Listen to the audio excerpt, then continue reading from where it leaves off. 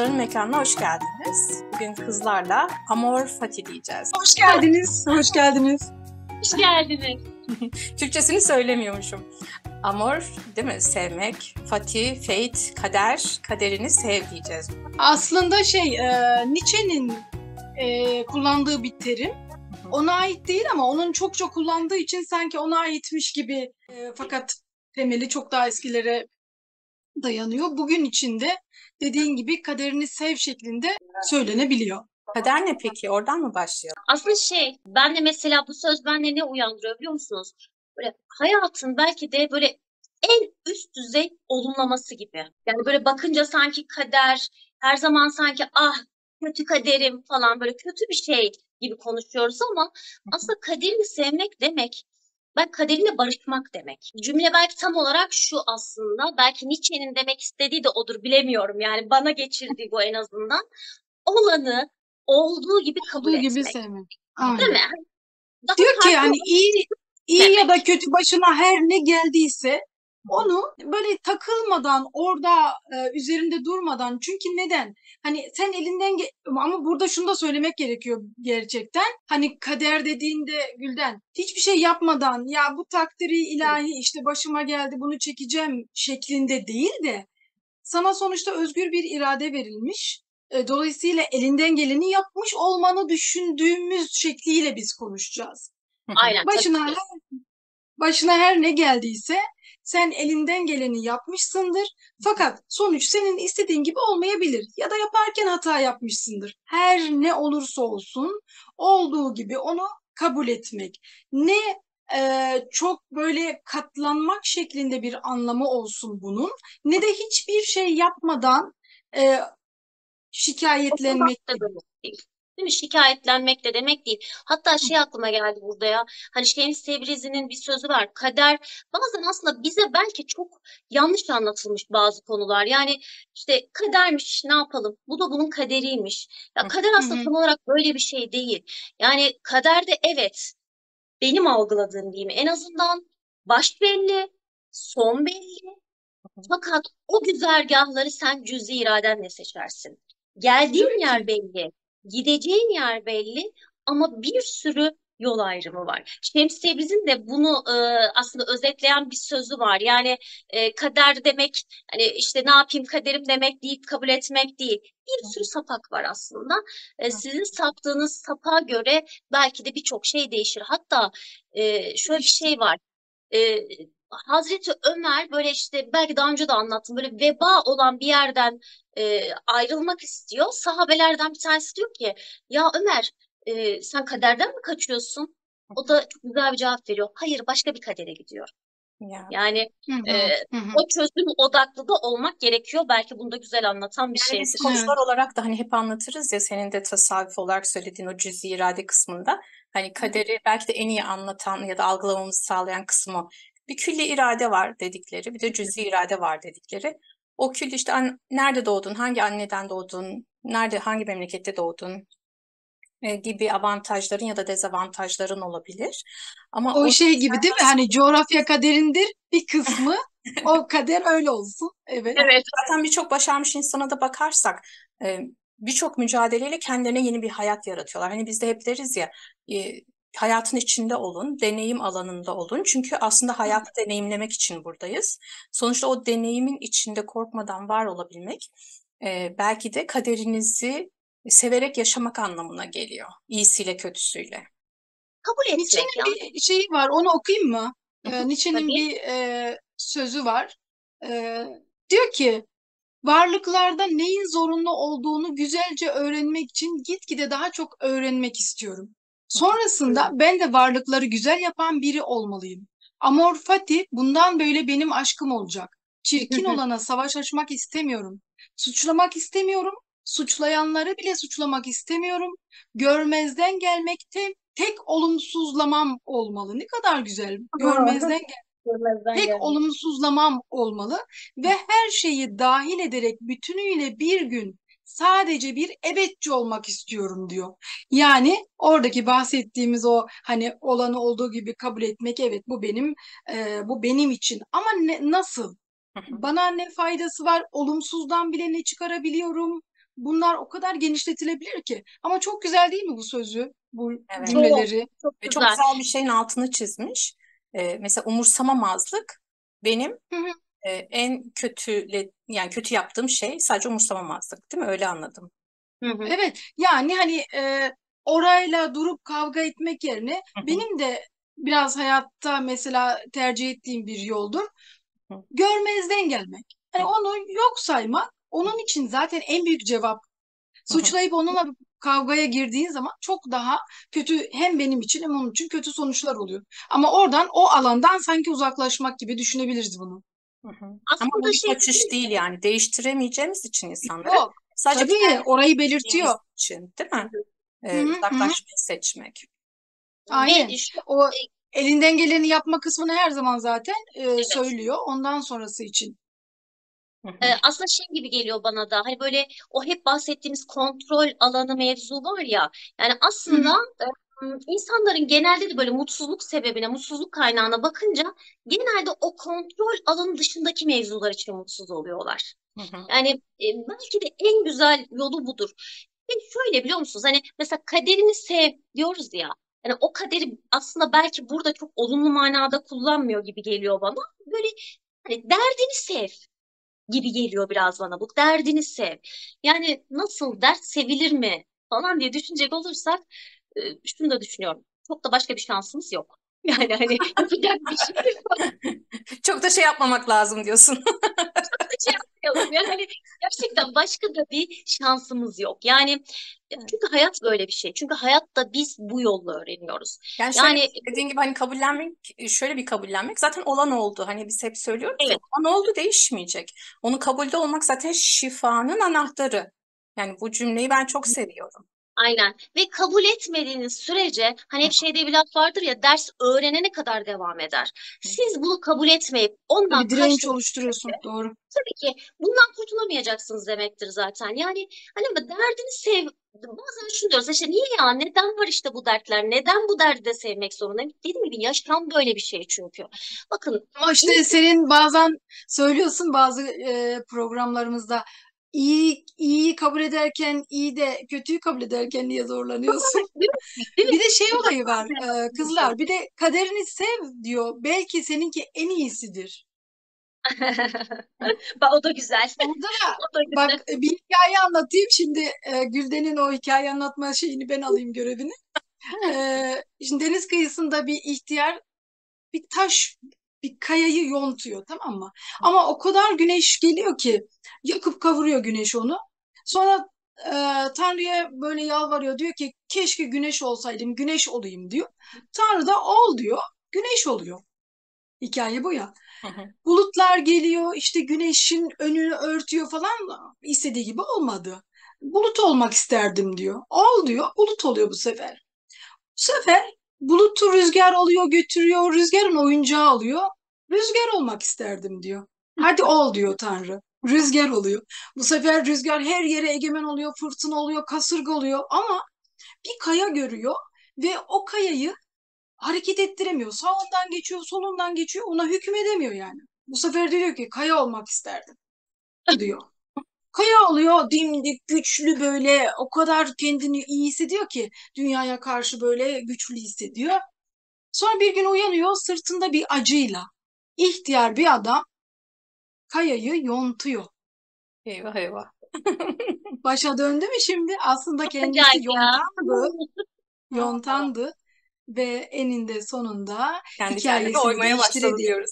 Kendi kendine, evet. Yani belki de senin kaderin en iyisi, olması gerekenin en iyisi Hı hı, Zaten diyebiliriz. olandır. Yani en güzeli olandır.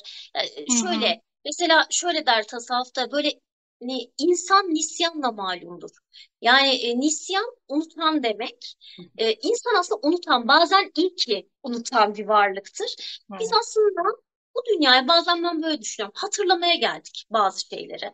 Ve o hatırlama her zaman öyle hayat lay lay lay giderken olmuyor arkadaşlar. Hani bazen biraz galiba müşkül durum gerekiyor. O tekamül için, o ilerleme için, o kendine dönmek için. Hani her zaman galip, her zaman çok başarılı. her zaman bunları yaşayamazsınız. Bazen yenilmek gerekiyor. Bazen gerçekten düşmek gerekiyor. Düşüp de kalkmayı aslında deneyimlemek gerekiyor. Çünkü o zaman ne oluyor biliyor musunuz? Yani o düşüp kalkarken bir kere insan kendi iç dinamikleriyle bir tanışıyor. Hı hı. Benim gücüm ne? Eğer tabii kalkmaya Anksiyete, niyetliysem yani hayatla Bilmeyi de tanışıyor. biliyorsa, değil mi? Oradaki Tabii tabii. farkındalıklarını Tabii geliştirdiyse, tabii. O ondan hiçbir kısma şey göremeyip yeteneği de olacak. isyana devam edebiliyor. Tabii tabii. Önce niyet edecek kalkmaya. Benim Hı hı. gücüm ne? Bir kere insan bunu öğreniyor. Hayatla tanışıyor. Bakın çevresiyle tanışıyor bir insan düştüğü zaman. O hayatla bir evet. tanışıklık yani geliştirmek için gerçekten bazen bunları deneyimlemek gerekiyor ama şu da değil. Yani kaçmak da değil. Hani kaderden kaçamazsınız ya. Bazen sizi bir şey böyle ısrarla kovalıyorsa böyle çok samimi söylüyorum. Al karşına. Hı hı. Peki nedir bu? Yani sorun ne? Ben bundan nasıl çıkabilirim? Ben bu durumdan nasıl arınabilirim? Kurtulabilirim demiyorum asla. Ya da orada Nasıl görmem gereken arınabilirim? ne var? Hı hı. Ben buradan ne almalıyım? Hı hı. Bunları kabul ettiğimiz zaman aslında yolculuğumuza gerçekten daha sağlam, daha düzgün bir şekilde devam edebiliyoruz gibi geliyor bana. Hı hı. Bazıları şey der ya hani işte biz seçip geliyoruz diye. Ben mesela onu düşünmüyorum öyle olduğunu. Seçip geliyor olsaydık herkes mesela işte ben kraliçe olayım, sarayda yaşayayım değil Hı mi? hı. Herkes aynı şeyi seçerdi. Aslında orada şu var, tekamül dediğin için oradan geldi aklıma. Hepimiz tekamül seviyemize göre belki tekrar bedenleniyoruz diyeceğim ama onu kastetmiyorum. Yani hani bizde tekrar bedenlenmek yok dinimize göre de. Ama mesela atalarımızdan gelen o hak ediş ya da hak Evet. etme işler var ya hani karma ve dharma dedik Genetik durumlar. olaylar. Hı hı. O havuzdan senin payına ne düşmüşse hani genetik dediğimizde o zaten Hı hı. onunla bir hal üzerine dünyaya geliyorsun ve hani astrolojide de vardır belirli evlerde belirli gezegenler ve genelde o gezegenlerin olduğu yerlerde hayat mücadelen devam eder. Onları bilmek, fark etmek ve evet ben burada bir öğrenme yolculuğundayım ama şu alanlarda. Mesela hepimizin alanları da aynı değil. Onları fark etmek de güzel, uyanık olmak o konuda. Çünkü insanı daha hızlı yol aldırıyor. Burada ne görmem gerekiyor, neyi görmem. Mesela bazı insanlar hani 28'inde akıl bali oluyor. Hı Bazısı hı. 40'ında aklı başına geliyor. Ve birçok peygamber Bazıları hiç zaten gelmiyor. 40'ından sonra. Şimdi öyle diyeceğim.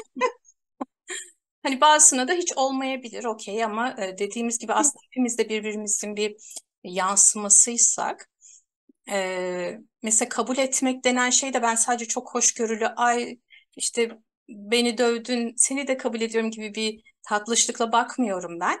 Herkese hak ettiğini vermek aslında zaten hayatta bir cevaptır. Yani evet o benim yansımamsa da o terbiyesiz yansımama terbiyesizliğini göstermek, yani onun aynalığını yapmak da aslında hak Evet, kodlamaktır diye düşünüyorum. evet. Evet. Yani Aslında biraz da orada böyle aslında şey doğru. gibi. Biraz da böyle iyi ile kötü e, dengede yani. O dengeyi de hani tamamına evet demek değil yani kesinlikle. O dengeyi de güzel kurarak demek ki ayarlamak gerekiyor diye düşünüyorum. Bir de bu tam olarak kaderini sev kısmını anlayabilmek için 4 tane madde var. Onlar üzerinde ne gidebiliriz aslında? Birincisi karşıt fikirlere ılımlı bakmayı deneyimlemek diyor. Yani Benimle aynı aslında düşünmeyi. aynen benim gibi Evet, düşünen bir düşünmek insanı zorunda kabul değil. etmek. Bu ne yapıyor aslında insana? Mesela öfke duygusu neden ortaya çıkıyor? Karşındakini olduğu gibi kabul etmediğin için ortaya çıkıyor. Evet, sınırlarına Hı e, hı, girildiği için hı kabul etmiyor. Orada da görmesi gerekeni görecek işte. Yani her zaman benimle aynı düşünmeyen kötü değildir. hı, Bana bir şey gösteriyordur. Az önceki söylediğiniz gibi. hı hı. İkincisi diyor ki değişiklikleri fırsat olarak görmek diyor.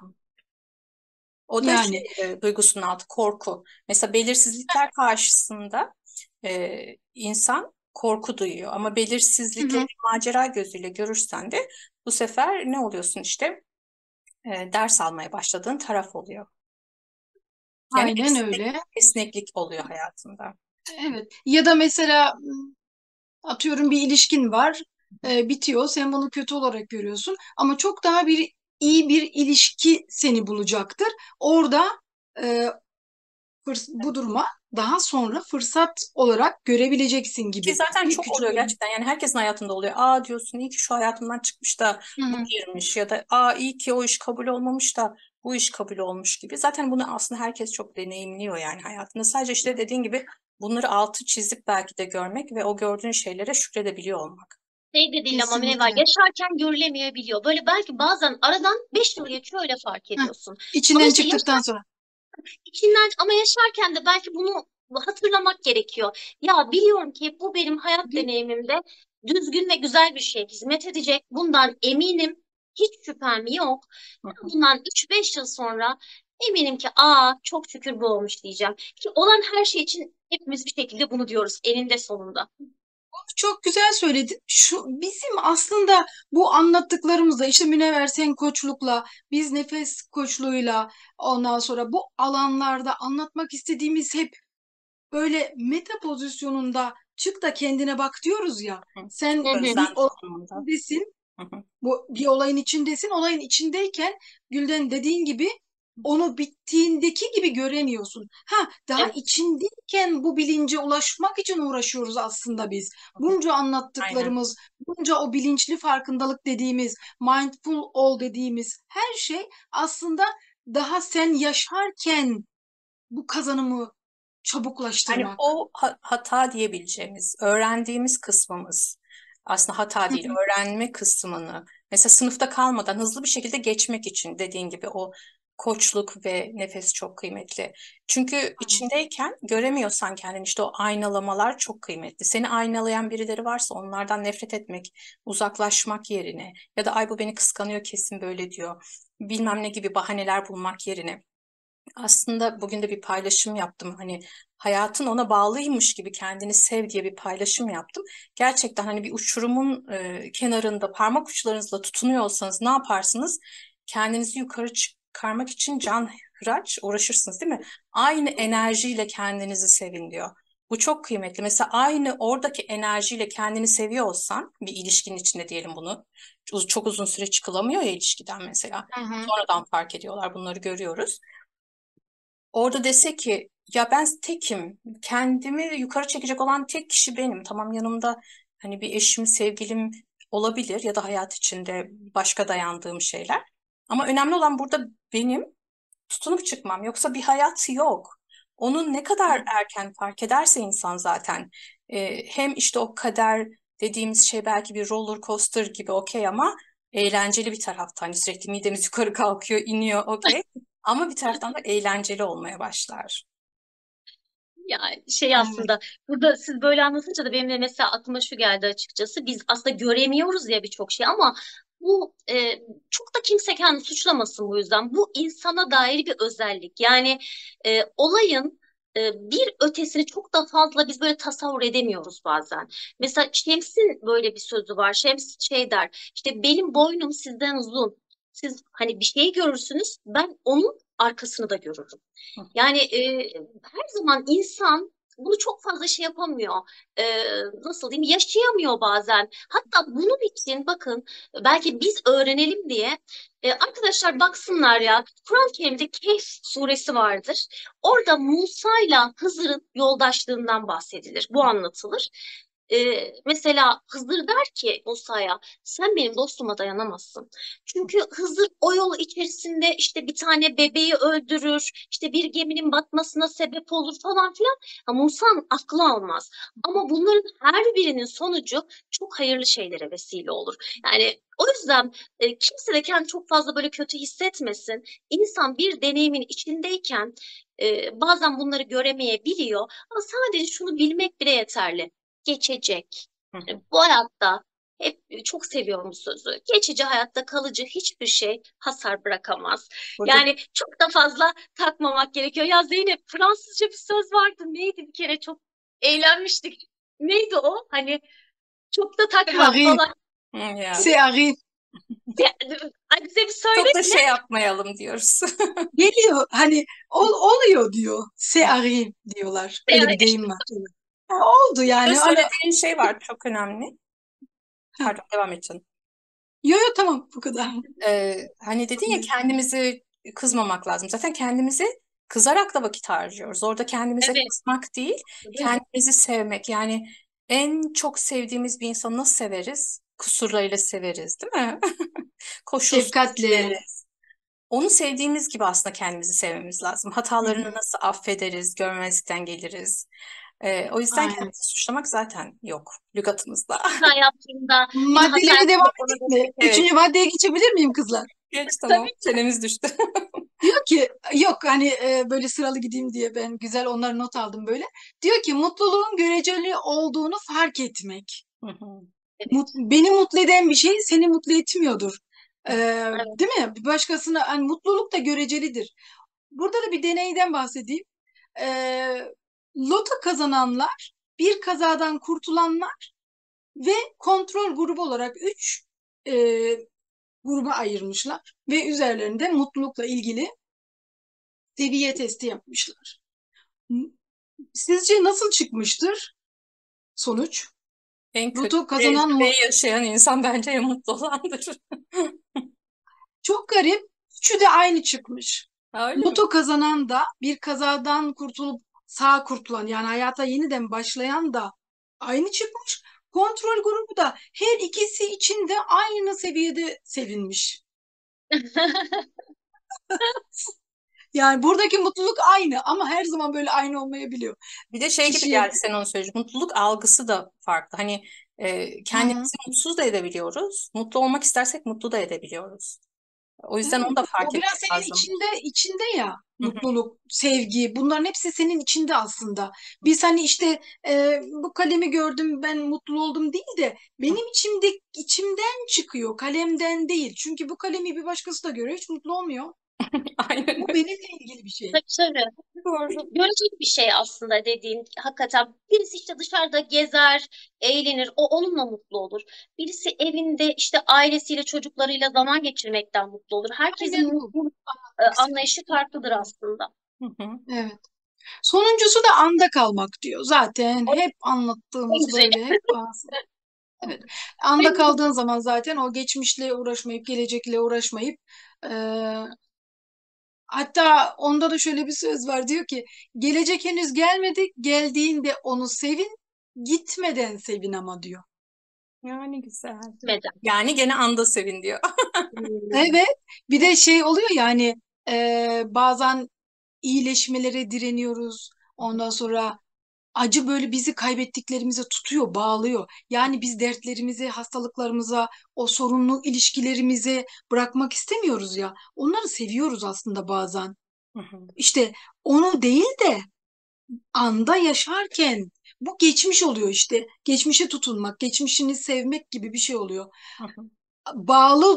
Bulunduğun sürece sana sevgi gibi yansıyor. Öyle açıklayalım. Ama anda kalmayı becerdiğin sürece ne geçmişte ne gelecekte anı seviyorsun. Geçen Amor gün fati bugündür diyor zaten. geçen gün Bugün. bir video izledim.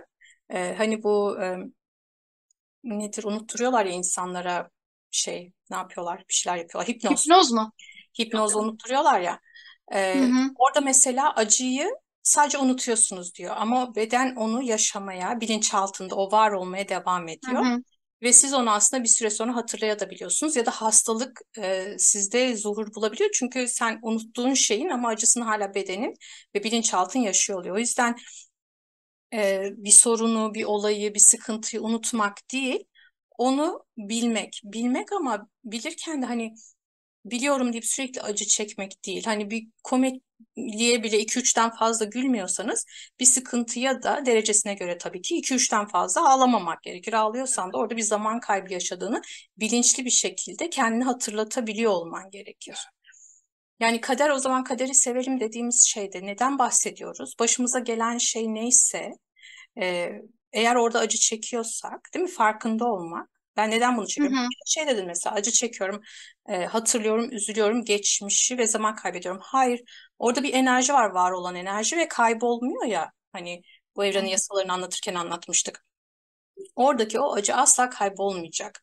Ama o enerjiyi sen neye dönüştürüyorsun? Diyelim o acı sende bir şarkı çıkartmana sebep oluyor, resim yapıyorsun, kitap yazıyorsun ya da bir şey yapıyorsun. Ondan o duyguyu alıyorsun, onu yaşamış insanlarla beraber Onları iyileştirmeye gidiyorsun mesela. Rehabilitelerde gidiyorsun, onlara destek oluyorsun. Bilmiyorum ne yapıyorsan.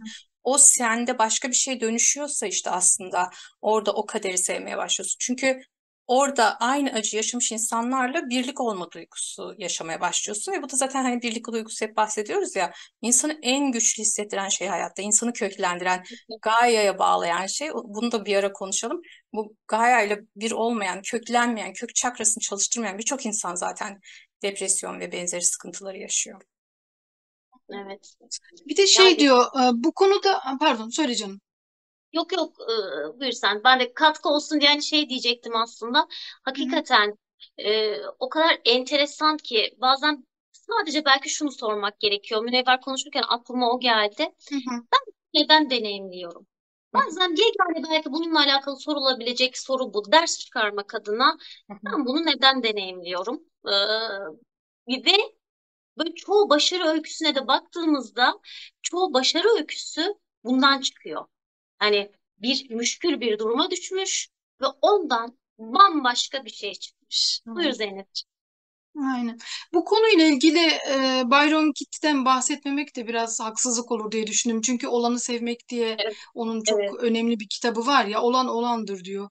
E, gerçeğin gerçeği tam anlayamadığın, algılayamadığın zaman onunla mücadele ettiğin sürece o az önceki söylediğimiz hani olanı olduğu gibi kabul et işte farkına var, ne yaşıyorsun şimdi sen falan bunları diyoruz ya. Ya bu gerçeği tam olarak anlayamadığımız, mücadele ettiğimiz zaman orada stres algısı yaratıyoruz hı hı, kendimize. Canımızı acıtıyoruz yani. hı hı, Ama orayı serbest bırakıp işte daha dengede hissedersek gerçeğe karşı gelmeyi durdurmak gibi bir şey yani. hı hı. Hani evet kaçamıyoruz, bu gerçek. Ee, diyorum yani şu an benim elimde olmayan, benim tamamen dışımda bir bir doğa olayı oldu. Evet. Ben buraya bile hala direniyorum. Niye oldu, niye oldu? Oldu. Oldu ve bitti. Onu öyle şey yapmak lazım. Bir de Byron Katie'nin o şey var ya, benim işim senin işin onun işi diyor. onun için. Evet, evet. O çok önemli. Birincisi, hatta onu şöyle söyleyebiliyoruz, şöyle tuttuğun zaman. Bu onun işi. Yani Allah de, buna evren de, kolektif bilim ne dersen de benim az önceki söylediğim gibi benim tamamen dışımda, benim etkimin olamayacağı yer burası. Hı hı, Bu sensin, hı hı, karşımdaki kişi. Ben ne zaman burada ya da buradaysam o stres dolu anlar, yani o acı çektiğim anlarda, mutsuz olduğum anlarda oluyorum. Çünkü senin işindeyim, senin işine karışıyorum ya da senin mutsuzluğunla uğraşıyorum. Mutlu olsun diyorum, işte böyle olmasın, onu yapmasın dedikçe aslında kendimi mutsuz ediyorum ve strese sokuyorum. Burada olunca da öyle. Bakın 3 tanesi de beni gösteriyor. hı hı. Yani ne kadar çok ben kendimde kalmalıyım. Peki Bir birim neden? karşıdayım, bir birim yukarıdayım, 3 birim kendimde olmam gerekiyor. Hı hı. Byron Katie'nin çok önemli bir çalışması var. Onda aslında bu konuda belki bir program ayrıca yapalım. Çok seviyorum ben. Onun Yapalım. çok Ama güzel. gitmeden önce, programı kapatmadan, Hı e, hı, kaderini sev, yani kaderine aşık ol dedik ya. hı Kime hı. kime aşık olursunuz? Ya da aşık olduğunuzda nasıl davranırsınız? Güzel soru. Ben kime aşık oldum? Olduğu gibi kabul edersin. Bunu düşünsün, herkes de düşünsün, ama ben bir şeyler söyleyeyim, belki sizin de o arada aklınıza bir şeyler gelir. Şimdi mesela Tamam. aşık olduğunuzda, onu dedik ya, koşulsuz seviyorsunuz. O zaman kendimizi de koşulsuz seveceğiz. Bir de nasıl aşık oluyorsunuz ya da aşık olduğunuzda neler yapıyorsunuz? Bir kere karşıdakini merak ediyorsunuz, didikliyorsunuz artık internetten. Bir search yaparsınız, nereden yaparsınız, değil mi? Bilirler gençler. Her yerden bir araştırıyor, onun hakkında merak geliştiriyor. O zaman demek ki kendi kaderiniz hakkında biraz merak geliştirin. Kendi hakkınızda merak geliştirin. Kendinizi tanımazsanız Çok doğru. kendinizi nasıl sevip aşık olacaksınız? Kendinizin Değil mi? yaşadıklarına, yani kaderinize nasıl aşık olabilirsiniz? O yüzden kendinize merak geliştirin. Siz nelerden hoşlanırsınız, neleri seversiniz, ne sizi mutlu eder, kimler mutlu eder, mutsuz eder. Bunları bilirseniz hem kaderinizde de şekillendirmeniz güzel olur. Evet. Murat'la Gülden çok kaldın. Ben senden yazılı bir cevap bekliyorum. Kime aşık olunur, nasıl aşık olunur? Aşık oldum. Bunu Ben da bir program yapalım. aynen yazılı bir cevap vereceğim sana bile. Uzun böyle oluyor, liste liste geliyormuş böyle. Şey hiç düşünmedim hakikaten şimdiye kadar ya. Bu çok böyle doğaçlama bir şey ya. Hakikaten düşünmedim. Bilmiyorum. Düşüneceğim ama bunun üzerine. Düşünelim. Tamam. Normalde programda olmasaydık, koşuk seansında olsaydık burada biraz uzun süreli bir bekleme arası verirdik. Seni orada Evet. derinleş diye ama seni oradan çıkarıyorum. O yüzden şimdi son sözlerinizi de alalım. Bugünkü programımız bu kadar olsun. Tamam. Ben hemen direkt son sözümü söyleyeyim o zaman bu noktada.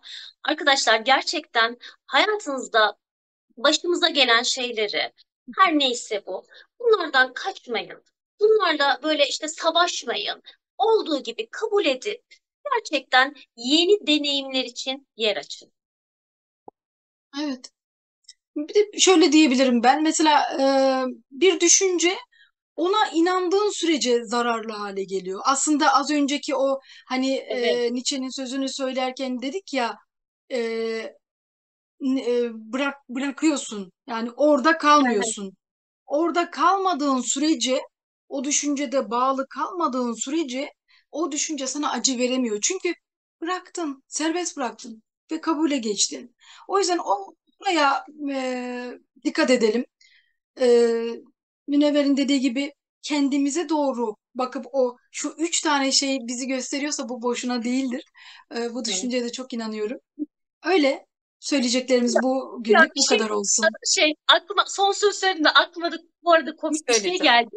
Aslında bu Amor Fati bence Karadenizliler de o kadar güzel yorumlamış ki Karadenizlerin biliyorsunuz böyle çok zeka şeyleri yüksektir seviyeleri. Aynı şeyden bahsediyor bence tamamen. Söyleyeyim siz ne hissedeceksiniz bilmiyorum. Evet, hatırlıyorum, sen daha önce söylemiştin, çok güzel. Karadeniz'de derler ki sevdiğini alamıyorsan aldığını seveceksin. Seveceksin. Son nokta. Son nokta. Tamam, bugünlük de bu kadar olsun o zaman. Aynen. Kendinize Görüşmek üzere. görüşürüz. Görüşmek üzere. Hoşça Hoşça kalın. kalın.